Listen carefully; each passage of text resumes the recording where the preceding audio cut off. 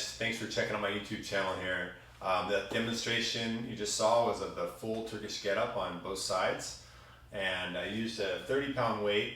For me, that's kind of a medium-sized weight. I've earned the right. I've done thousands of Getups. I've taught Getups. I've broken it down to the bare bones. So when you start, I always recommend a very lightweight. I mean, we're talking 1 pound, something to hold on to. Grab a shoe, grab a can of soup, grab a water bottle, you know. But something to hold on to so you can practice the move, and then starting with some lighter weight, no shame. Get the quality first. The weight will come. You'll know when you're proficient on both sides, you'll know you can start challenging yourself with maybe 3 to 5 pounds at a time. So a couple concepts I want to go over in this video, and really keeping it simple is actually kind of difficult for me, but it's one of the best practices for all of us really. What can we do to simplify what we're doing? So I like the concept of a rock in a hard place. The rock being the kettlebell and whatever it is you're carrying. The hard place is the ground. So those two things are constant. Whichever one of these you grab is the one you're using, stays constant the whole way. The thing that has changed, the thing you can better, is how you move between them, between that rock and a hard place. How do you distribute the tension? How does the tension distribute through your body?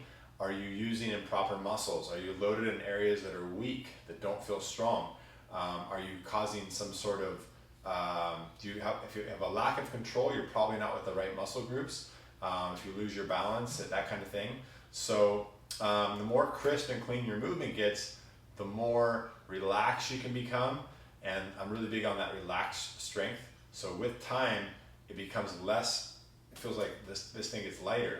You're better at managing what's going on between the rock and the hard place. So another key point is don't move forward in weight. Pick a weight that is kind of the edge of your ability or close to it for your weaker side, the side that's less proficient. So think of like the Goldilocks, right?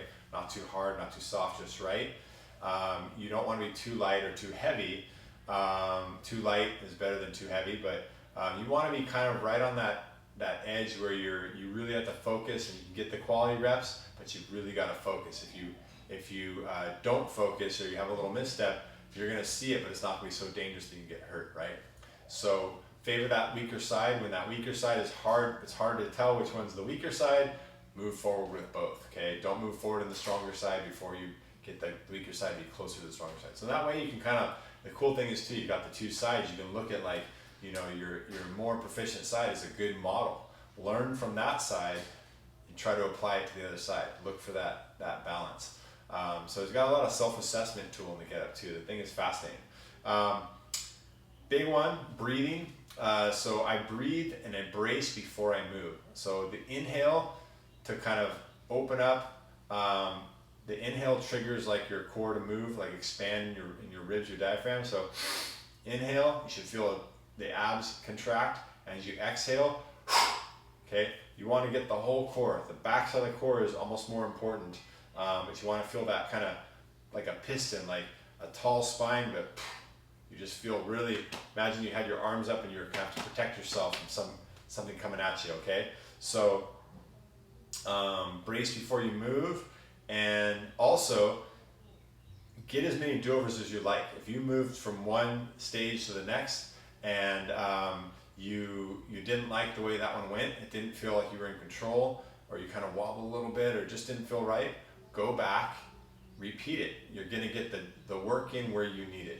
Don't think of like stacking bricks. You don't want to have a wobbly brick and start stacking them on top of it. So if you stack one that's sitting there really nice, stack the next one. If that one's not quite even, go back, put it on there again, get it right, and then stack the next one. So those little tips help out. And again, you can set out to do 5 to 10 reps on each side. Just going for quality, you'll get the workout, you'll get the extra credit where you need it, and you can end up doing many more reps. So quality first.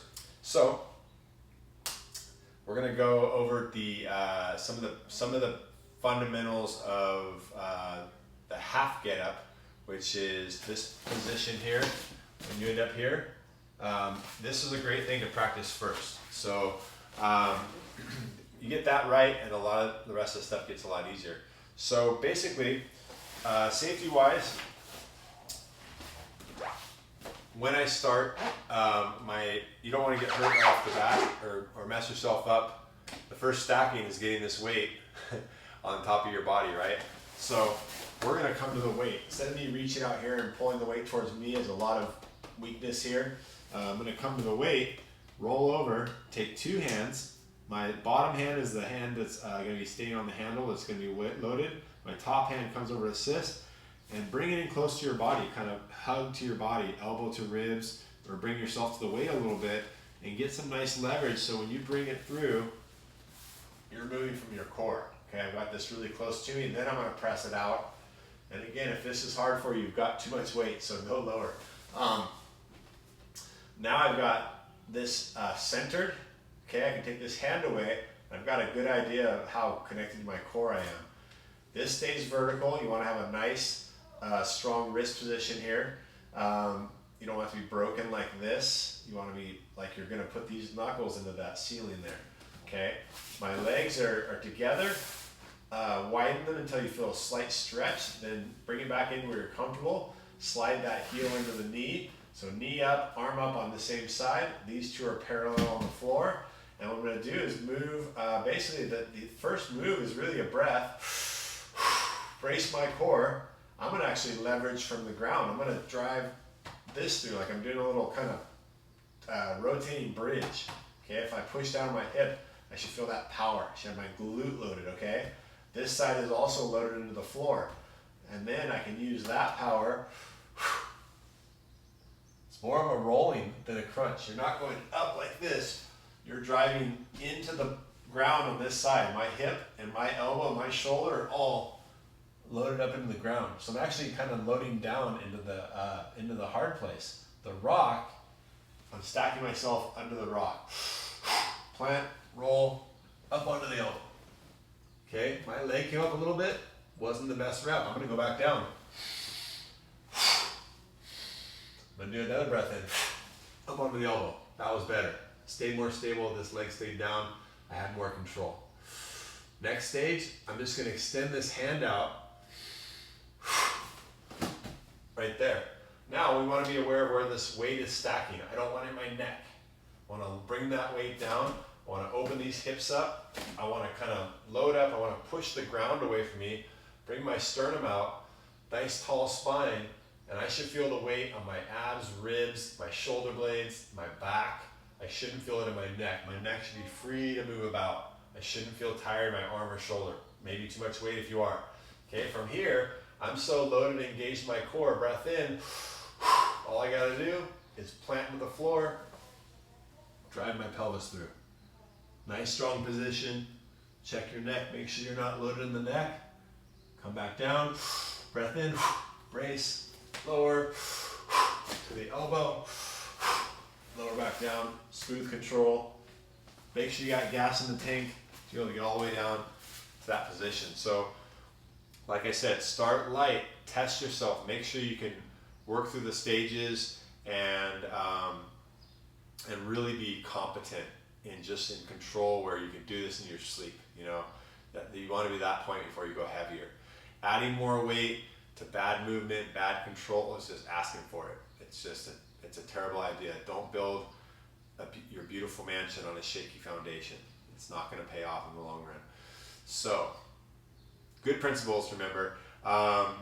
Take your time with it. You know, you're going to find along the way doing the get up that you're just going to be learning. If you pay attention, you're going to be learning about, you know, just little flaws in the way you move. Now look for other videos. I'm going to have some corrective videos, things that help you to kind of see the flaws. I call them the tells.